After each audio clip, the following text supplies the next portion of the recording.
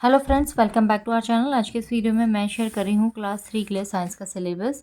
Third class में कई schools में बच्चों को ईवीएस ही एक सब्जेक्ट होता है। अगर आपके बच्चों को ईवीएस है तब भी आप इस वीडियो को एंड तक ज़रूर देखिए, क्योंकि ईवीएस में भी यही सारे चैप्टर्स होते हैं, यानी साइंस एंड सोशल मिक्स होता है। और जब सेपरेट हो जाता है तो साइंस एक सब्जेक्ट हो जाएगा, सोशल एक सब्जेक्ट हो जाएगा। चैप्टर्स लगभग सेम ही होता है। फर्स्ट जो चैप्टर है वो है living and non living things. यहाँ पर living things and non living things के बारे में बच्चे पढ़ेंगे। क्या क्या पढ़ेंगे शॉर्ट में मैं आपको ये भी बताते जाऊँगी। वीडियो को इसलिए एंड तक आप ज़रूर देखिएगा, और वीडियो अगर आपको पसंद आएगी तो आप इसे लाइक ज़रूर कीजिएगा। Living things breathe, need food, grow, move, feel, excrete and reproduce. तो लिविंग थिंग्स कौन होंगे? लिविंग थिंग्स वो होंगे जो ब्रीथ कर सकते हैं, जिन्हें फूड की ज़रूरत होती है, जो ग्रो करते हैं, मूव करते हैं, फील करते हैं, एक्सक्रीट करते हैं या रिप्रोड्यूस करते हैं। तो जिनमें ये सारी चीज़ें होगी वो क्या कहलाएंगे? Living things. For examples plants हो सकते हैं, ह्यूमंस हो सकते हैं, एनिमल्स हो सकते हैं। नॉन लिविंग थिंग्स कौन होंगे? जो ये सब कुछ नहीं करते। Do not breathe, need food, grow, move, feel, excrete और रिप्रोड्यूस। यानी कि ना वो ब्रीथ करेंगे, ना उन्हें फूड की ज़रूरत है, ना वो ग्रो करेंगे, ना वो मूव करेंगे, ना वो फील कर सकते हैं, ना वो एक्सक्रीट कर सकते हैं, ना ही वो रिप्रोड्यूस कर सकते हैं। तो ये एग्जाम्पल्स के थ्रू बच्चे ये लिविंग थिंग्स और नॉन लिविंग थिंग्स पढ़ेंगे इस चैप्टर में। नेक्स्ट है human body. Our body is made up of different organs. हमारी बॉडी क्या है? डिफरेंट ऑर्गन से बनी हुई है। टू टाइप्स के ऑर्गन्स होते हैं, एक है एक्सटर्नल ऑर्गन और एक है इंटरनल ऑर्गन। एक्सटर्नल ऑर्गन कौन कौन से हो जाएंगे? जो हमें दिखाई देते हैं, मतलब जो बाहर है, जैसे नोज, ईयर्स, लेग एक्सेट्रा। ये सारे ही क्या हो जाएंगे? आपके एक्सटर्नल ऑर्गन्स हो जाएंगे। और इंटरनल ऑर्गन्स क्या क्या हो जाएंगे? Brain, heart, kidneys. जो हमारे बॉडी के अंदर है वो सारे इंटरनल ऑर्गन्स हो जाएंगे। फिर उसी के साथ में बच्चों को रेस्पिरेटरी सिस्टम जो होता है वो डिटेल में इस चैप्टर में पढ़ाया जाता है। नेक्स्ट है एनिमल्स। यहाँ पर देखिए, ये एक ही चैप्टर में दो टॉपिक्स हो सकते हैं या दो चैप्टर्स हो सकते हैं इसके। एक बर्ड्स के बारे में बच्चे पढ़ेंगे और एक कॉमन इंसेक्ट के बारे में बच्चे पढ़ेंगे। तो बर्ड्स में देखिए डिफरेंट टाइप की बर्ड्स होती हैं, डिफरेंट उनके फीचर्स होते हैं, बॉडी पार्ट्स होते हैं। जैसे beaks of birds, different birds की डिफरेंट बीक्स होगी, फीट होंगे, फेदर्स अलग होंगे, फूड कुछ अलग हो सकता है। नेस्ट उनके आप देखेंगे तो बहुत डिफरेंट टाइप के नेस्ट जो है डिफरेंट बर्ड्स बनाती है।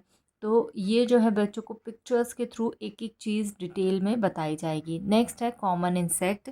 कॉमन इंसेक्ट्स के बॉडी पार्ट्स बच्चों को पढ़ाए जाएंगे। लाइफ साइकिल ऑफ बटरफ्लाई बच्चों को करवाई जाती है। देखिए, इसका जो डायग्राम है ये एग्ज़ाम में भी बहुत पॉसिबिलिटी रहती है आने की, तो आप इसकी प्रैक्टिस ज़रूर बच्चों को करवाइए। इसी के साथ में सोशल इंसेक्ट्स कौन कौन से होते हैं, हार्मफुल इंसेक्ट्स कौन होते हैं, यूज़फुल इंसेक्ट्स कौन होते हैं, तो ये बच्चों को बताया जाता है। नेक्स्ट चैप्टर होगा प्लांट्स इन आर सराउंडिंग्स। देखिए, चैप्टर का नेम कुछ भी हो सकता है। अब जैसे यहाँ पर है प्लांट्स इन आर सराउंडिंग्स, हो सकता है बच्चों को सिर्फ प्लांट्स ही लिखा हो उस चैप्टर के नेम में, तो बच्चे पढ़ेंगे यही सारी चीज़ें, नेम डिफरेंट हो सकता है। Parts of a plant, plants के पार्ट्स जो होते हैं डिफरेंट, उनके बारे में बच्चे पढ़ेंगे। जैसे रूट, शूट। शूट मतलब क्या होता है? जो भी ज़मीन से ऊपर का जो भी हिस्सा होगा वो शूट कहलाता है। इसमें क्या क्या आ जाएगा? Stem, leaf, flowers, fruit, seeds. ठीक है। उसके साथ में कैरिंग प्लांट्स। ये सारे जो टॉपिक है इस चैप्टर में पढ़ाया जाता है। नेक्स्ट है food we get from plants. हमें कौन कौन से फूड है जो प्लांट से मिलता है। अब इसमें देखिए, सिर्फ यही नहीं बताया जाएगा कि कौन कौन से फूड मिलते हैं। सबसे पहले बच्चों को टाइप्स ऑफ प्लांट्स पढ़ाया जाएगा। ट्रीज़ होते हैं, श्रब्स होते हैं, हर्ब्स होते हैं, क्लाइंबर्स होते हैं, क्रीपर्स होते हैं। इनमें क्या डिफरेंस है ये बताया जाएगा। एडिबल पार्ट्स ऑफ प्लांट्स बताया जाएगा। देखिए, जो भी प्लांट है उसका, किसी प्लांट का हम स्टेम खाते हैं, किसी प्लांट के हम रूट्स खाते हैं, किसी प्लांट्स के हम लीव्स खाते हैं, किसी प्लांट्स के हम फ्लावर्स खाते हैं, किसी का हम फ्रूट्स खाते हैं और किसी के हम सीड्स खाते हैं। तो ऐसे कौन कौन से प्लांट्स हैं जिनकी हम स्टेम्स खाएंगे, ये एग्जांपल्स बताए जाते हैं। रूट्स किस किस की खाते हैं हम, लीव्स किस किस की खाते हैं, फ्लावर्स किस किस के खाते हैं, फ्रूट्स हम किसके खाते हैं, सीड्स हम किस किस खाते हैं, ये बताया जाएगा। साथ में ही डिफरेंट प्लांट प्रोडक्ट्स जो होंगे, cereals, pulses, spices, oil, medicines, इनके बारे में बच्चे पढ़ेंगे। नेक्स्ट चैप्टर होगा forms of matter, solids, liquids and gases. तो इसमें बच्चे सॉलिड क्या होता है, लिक्विड क्या होता है, गैसेस क्या होता है, ये पढ़ेंगे। चेंज ऑफ स्टेट पढ़ेंगे यहाँ पर, जैसे कि सॉलिड से लिक्विड, लिक्विड से गैस, या गैस से वापस लिक्विड और लिक्विड से वापस सॉलिड कैसे हो सकता है। यानी ये स्टेट्स होगी इनकी, एक स्टेट होगी सॉलिड, एक स्टेट होगी लिक्विड। तो सॉलिड से लिक्विड कैसे हो सकता है, जैसे कि वाटर है, वाटर अगर अभी मान लीजिए सॉलिड है, यानी वो किस फॉर्म में होगा, आइस के फॉर्म में होगा। वो कब लिक्विड होगा, जब वो मेल्ट होगा तो वो किस फॉर्म में आ जाएगा, लिक्विड फॉर्म में आ जाएगा। फिर यूजेस ऑफ मैटर, ये भी टॉपिक इसमें पढ़ेंगे। फिर नेक्स्ट चैप्टर होगा सम प्रॉपर्टीज़ ऑफ वाटर। इसमें बच्चे फिजिकल प्रॉपर्टीज़ क्या होगी वाटर की वो पढ़ेंगे। Change of state of water पढ़ेंगे, जैसे सॉलिड टू लिक्विड अगर होता है, यानी सॉलिड फॉर्म में है और वो लिक्विड फॉर्म में होगा, तो उसे हम क्या कहते हैं, मेल्टिंग कहते हैं, क्योंकि सॉलिड मेल्ट होगा तभी वो लिक्विड फॉर्म में आएगा। लिक्विड टू गैस हम देखेंगे, उसे क्या कहते हैं, जब लिक्विड फॉर्म है और उससे वो गैस फॉर्म में जब चेंज होता है तो वो एवापोरेशन कहलाता है। गैस टू लिक्विड होगा तो वो कंडेंसेशन कहलाता है। लिक्विड टू सॉलिड होगा तो उसे सॉलिडिफिकेशन कहा जाता है। सॉल्यूशन बताया जाता है, सॉल्यूशन में क्या क्या होता है, सॉल्यूट होता है और एक सॉल्वेंट होता है। तो यहाँ पे देखिए सॉल्यूट क्या होगा, मान लीजिए आपने एक कोई लिक्विड लिया है, उसमें आपने कोई सॉलिड या कोई लिक्विड चीज़ डाली है और अगर वो डिज़ोल्व हो जाता है तो वो क्या कहलाएगा, सॉल्यूट कहलाएगा। सॉल्वेंट जिसमें आप डिज़ोल्व कर रहे हैं वो सॉल्वेंट कहलाएगा, और ये दोनों मिक्स होकर क्या बनाएंगे, सॉल्यूशन बनाएंगे।